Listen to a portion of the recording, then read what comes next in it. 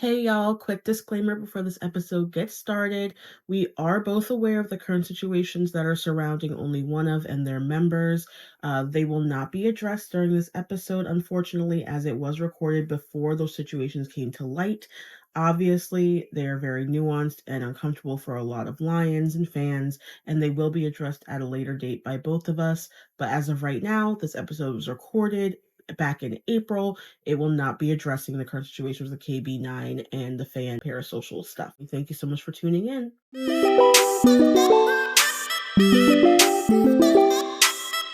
Hi. Welcome to fanSERVice podcast. fanSERVice. Hello, fandom. How you doing? Yeah, come here. So today we're going to be talking about a concert. We're doing another concert recap. Yeah. Of a concert we recently saw. And that concert was put on by, you may know, by Adia's shirt. OnlyOneOf. Read the titties. OnlyOneOf. I was so excited about getting to see them. Big fan. I had never seen them before. We had never seen them before. No. And kind of decided like last minute that was something that we were going to do. Now, before we get into this, we didn't know that we were supposed to be boycotting their promotion team. Yeah. So our bad guys, we didn't know. We didn't do enough research. We just saw their vibes and we're like, oh, this is cool. Let's go to this. It's in our area kind of thing. So going forward, we do know. I was so excited to see them, and we're not gonna lie, like this was like a semi-recent discovery. To say, so we happened to just look up after watching too many videos one night until 2 a.m. We decided to look up just to see like where they would be at, what the vibes are, and we just happened to see that they'd be going on tour. Mm-hmm. And it was going to be in New York, and since we are in New Jersey, which is like right downstairs, we decided why not go see them. Of course, we didn't know about the boycott, again, our bad, but even so, we ended up going to the concert, and it ended up being surprisingly affordable. Yeah, super affordable. Super affordable. Tiny, kind of club-ish area in Queens, Which was really fun. It was super really fun. There's a bar on both sides. Yeah. Which is cool. And it was actually really, really easy to get to. It was quite convenient. We just took a nice leisurely walk, ended up at the venue, real easy. Yeah. And we ended up meeting two awesome people, interviewing them, and they were super, super sweet. Suri and Autumn. Yeah. So Suri was there first, and like, I mean, we know that now we've interviewed a couple people, but we still get a little like, oh, fuck, okay, what do we do? But Suri was there first, and she was in line, and she was like waiting for a friend, and we were like, okay, let's just see how she does. And then once her friend came, Autumn was way more talkative and like outgoing, so we were like, okay, let's get them. And they were talking real loud too. Yeah. So they were like, oh my god, I can't wait to see this. I can't wait to see blah, blah, blah, blah, blah. So we were like, okay, perfect, let's get them and ask them because they're basically already doing the interview for us. So we did. And Autumn was so funny because she told you that she had like kind of rushed from her grandma's because her friend had got a ticket and was like, hey, someone's giving away a free ticket, like you could take it. And she was like, I'm getting there. And she had like K-pop nails that were well done. They had little like photos of the idol on the nail and like covered it, like surrounded with a heart of pearls. Like that shit was intense, bro. The fact that she did sort of sneak out on her grandma and did not tell her that she was leaving. What was it? She was in a 2-boxer or something? Yeah. And I was like, honestly, you slay. I really appreciated her. They were so excited, as you should be when you're going to a concert like that. And we got to chat, and she explained that she had been to one other OnlyOneOf concert when there were still 6 of them. Of course, one member was in the military. Really missed you. So sorry. I love him. He may be my bias. Yeah. So I was very excited to hear about her, but Suri, who was her friend, had never seen them before, but knew that she was a big, huge fan, and that goes to show like how it can bring people together. Because she was like, don't really know them like that, not really that big of a fan, but I'm excited to be here. Yeah. But it was a fun time once we finally got inside. Yeah, I think the thing about them that I found interesting and what really got us kind of like, oh, is the fact that they play with the more feminine side of things and the more I don't even know, not skinship, but like a bit more adventurous with like I guess like pseudo eroticism.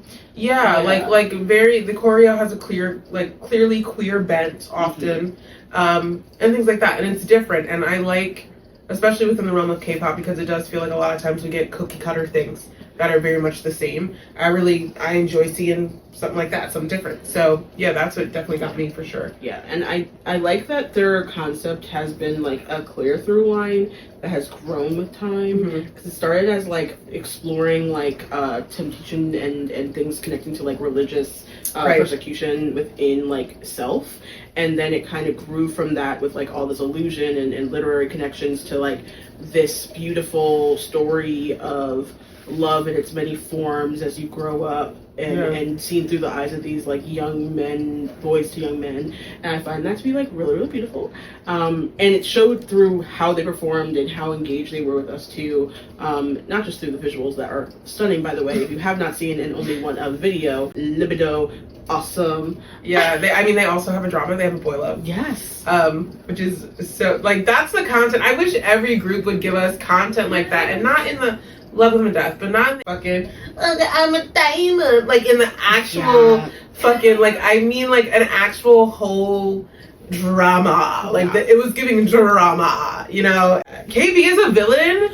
KB could actually do a drama. Like he could legit do a drama. Like that's not even, I'm not just gassing. Yeah, it was fun. I'm trying to think what else happened. Judgy's pants ripped. That was funny. Yes. Oh, KB didn't know what this was. Yeah. So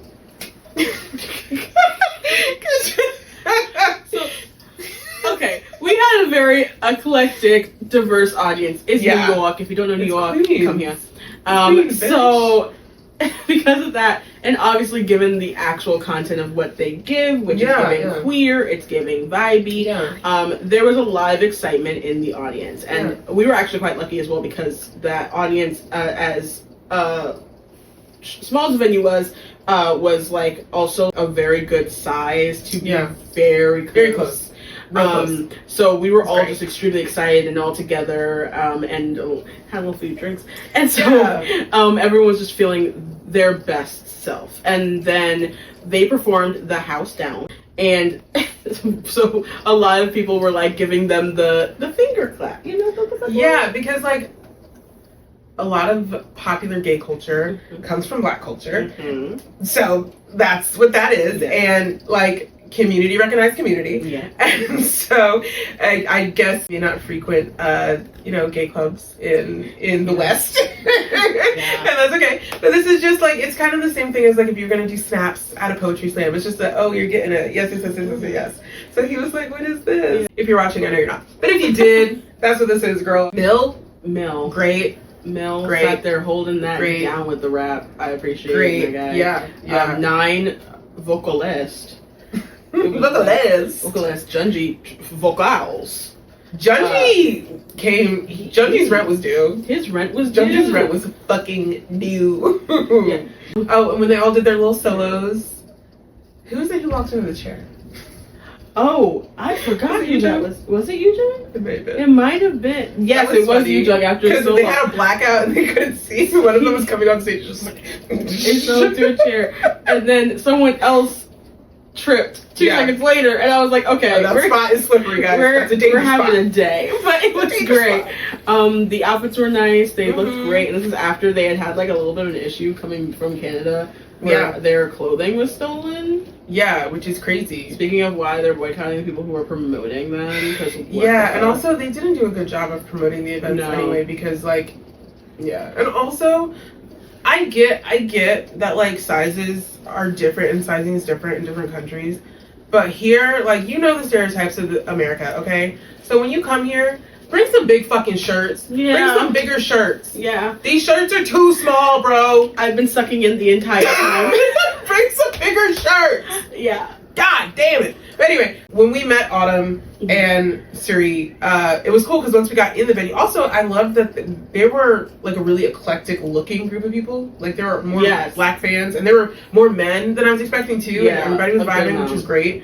But Autumn and Suri, when we got in, I think the venue was definitely not a K-pop venue. Not that it had to be a K-pop venue, but the bartender specifically was kind of a dick. Yeah. And that matters because like we said, being K-pop fans, there is a subtext to like your behavior or your outings or whatever. And even more so because their group has like gay friendly vibes. This man, I don't know if he was Russian or something. He was just, his accent is why I'm saying that. But he was just he was just not invested in the energy at fucking all. Like he was just like, anytime he said anything, he's like, And you know, if you didn't ask for a drink, he was like, So at one point, our friend Autumn, who had, again, she came from her grandma's in the heat and like rushed there and like didn't really get a chance to sit down because we had to stand in line, and then you go in the event and you stand in the venue, and it was hot and people are jumping around and stuff, and she started to collapse a little bit, like to pass out, and they went and asked for water, and he did not want to give them water. He told them water was $5 in a little ass plastic cup. Like, I'm sorry, bitch, where? And he was like, they were like, we need water, and he was like, $5. And so the Suri kind of walked away, and I don't know, the anarchist in me couldn't handle it, so I was buying a drink because I'm a sip, but when he turned around to make my drink, I just stole a little plastic cup from behind the thingy and gave it to her, and she ran to the bathroom and got water, and luckily she was fine and she was able to enjoy the rest of the concert. But say this to say, 1, don't let people kill your vibe, and 2, look out for your fellow fans, because building community, we need to build community. This is how we help the people around us. This is how we have empathy and take care of our folks. So yeah, be a dope person. Yeah, literally hold each other up, because you know, it's crazy because we literally had just met them outside, had interviewed them, and it was like kind of ironic that was like the necessary situation. Yeah, 2 people who just met. You know? Right. But there were a lot of amazing people in that venue. A lot of fun people. A lot of people. Everyone was like high energy, ready to sing their heart out. And when they came out on stage and they threw down. I'm not gonna lie. I think that was the closest I've ever been to a K-pop group. Since Jungkook. Oh right, Good Morning America. He's one artist, but that was not expected, but this is the closest I've been to somebody performing for the entire concert. I could see the pores of faces, you know. To say that I was overwhelmed. No, it was awesome, and everyone was like on their A game, and they were so excited and happy, and they were joking with each other on stage, and the translator was definitely a little slow to some of the translation, so we definitely missed a few inside jokes and things, but they seemed to be so excited just to like hang out and like have a good time with the fans, and so it ended up being a nice like 2 hours of just nice fun jumping. We got sprayed with water. I needed it after the 2 Jack and Cokes I had that were both $40, by the way. Excuse me. Crazy. But and there were people outside like selling photo cards, which is cool. Shout out to that one like little man who was selling. He had every group's photo. He was cutting deals. He was. And they were official photo cards. This wasn't printed on my computer, on my printer at home and shit. Like, this was, He had albums, photo cards. He had plushies, light sticks. I was like, dude, where did you go? Where could I go?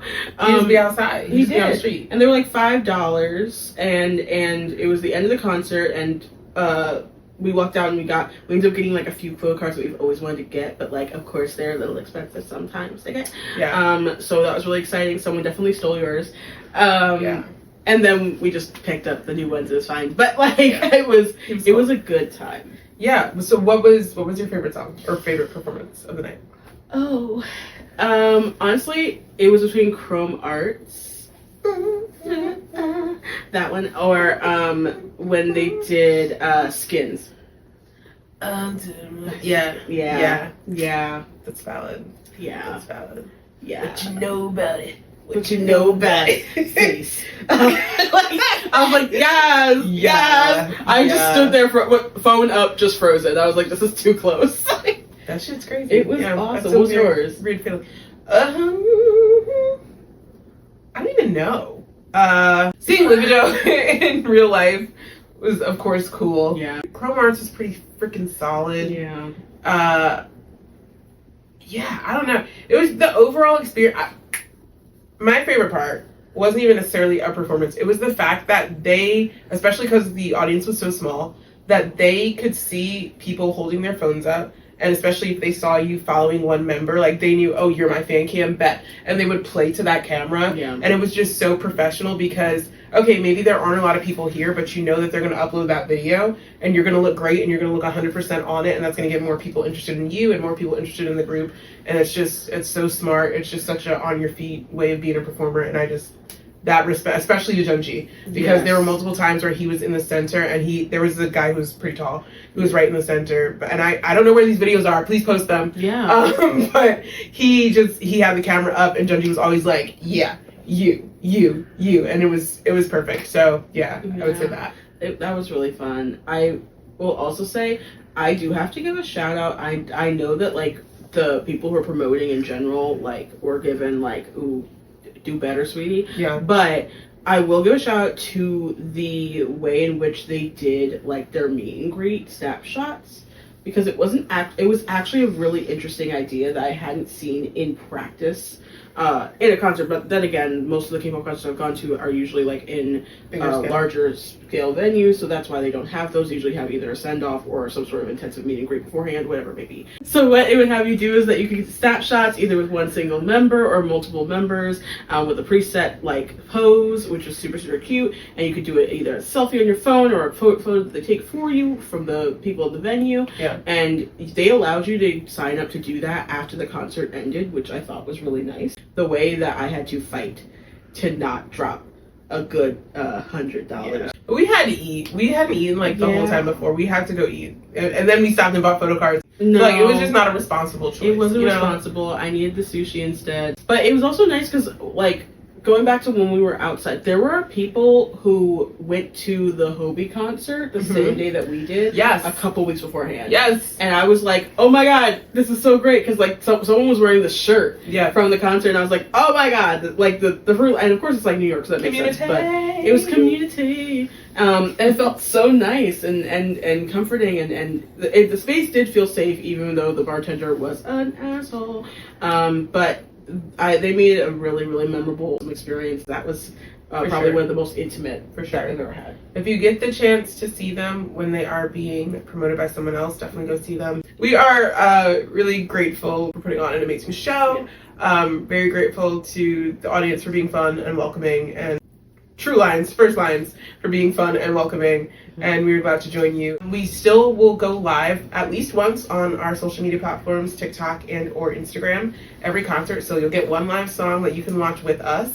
And to know what concert we're going to next, if you want to see us, if you want to grab a freebie, like us, follow us on all of our social medias, which should be located below.